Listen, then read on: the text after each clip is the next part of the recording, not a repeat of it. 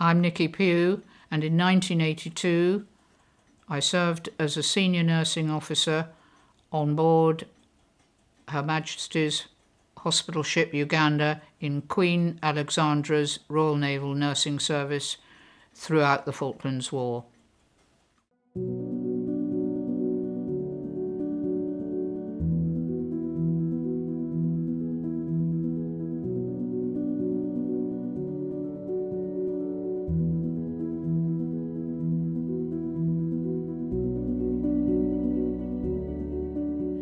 We knew soon after we left Ascension that the HMS Sheffield had been attacked and destroyed, and that there were casualties, so I think it was a question of proceed south at all speed.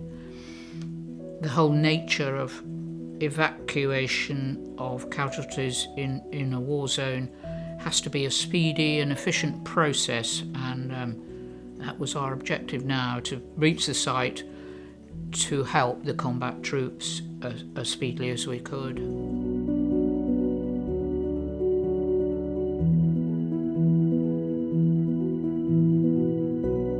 We were allocated Royal Marine Bandsmen, and my goodness, we would have struggled without these really helpful and professional young men. It's worth bearing in mind that the role of the Royal Marine Bandsmen in wartime is as stretcher bearers, but goodness me, they really rose to the occasion.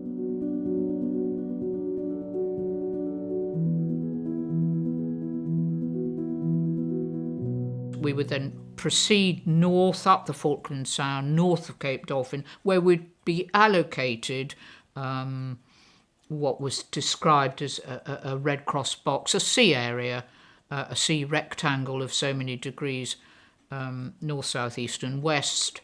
And from there we could start our evening surgical procedures, and casualties could be sorted, helped and treated as their severity of their injury dictated. In the daylight, there's a lot of enemy aircraft flying around that we could see clearly every day. We were often, investigated by very fast flying Argentinian jets. There were a lot of ships being sunk at this stage, and the battles were progressing ashore, but we were not to know whether Argentinian ordnance could recognise the Red Crosses.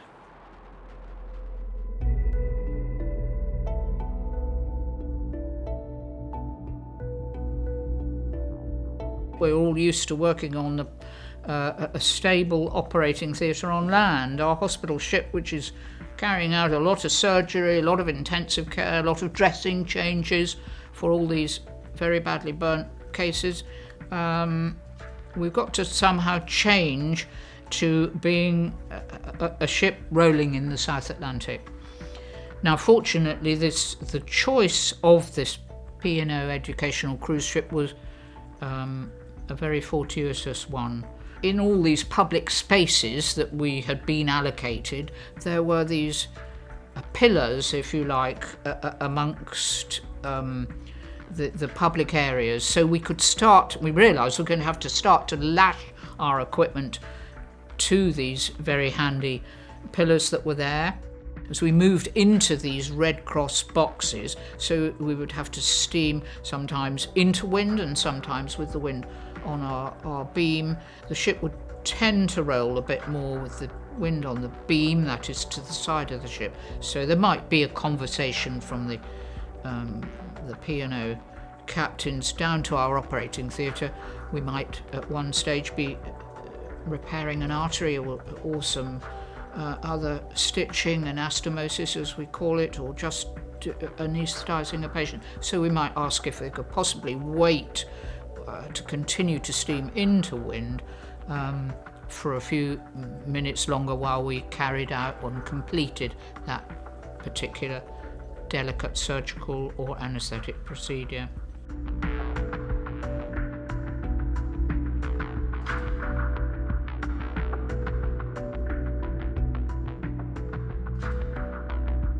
We also treated a significant amount of cold water immersion injury from both sides. That's a completely First World War injury, bearing in mind we're now going into a southern hemisphere winter months. The conditions for the troops, British and Argentinian, were severely cold and below freezing.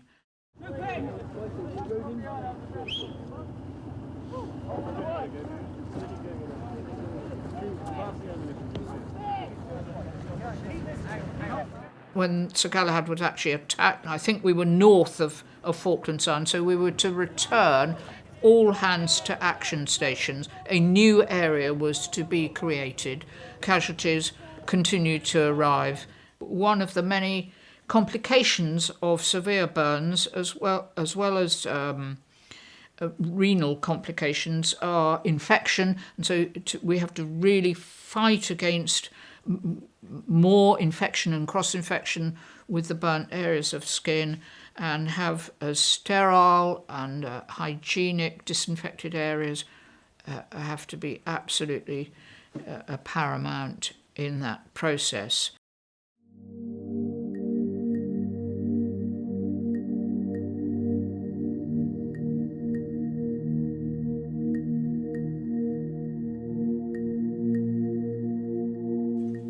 We had a ship's public tannoy system, and initially that did, it reached us at the same time as some casualties arrived. I think there was the same talk, there's some white flags, and then the official announcement came some hours later that there was an official surrender by the Argentinians. There was a lot of clearing up and casualties to be treated at that time. So in fact it was an even busier time for us for at least the next 10 days. We continued to receive casualties right up until late July, in fact. Although stretched to the limit, nevertheless worked in the most efficient way, and one cannot help but be quietly proud of our achievements.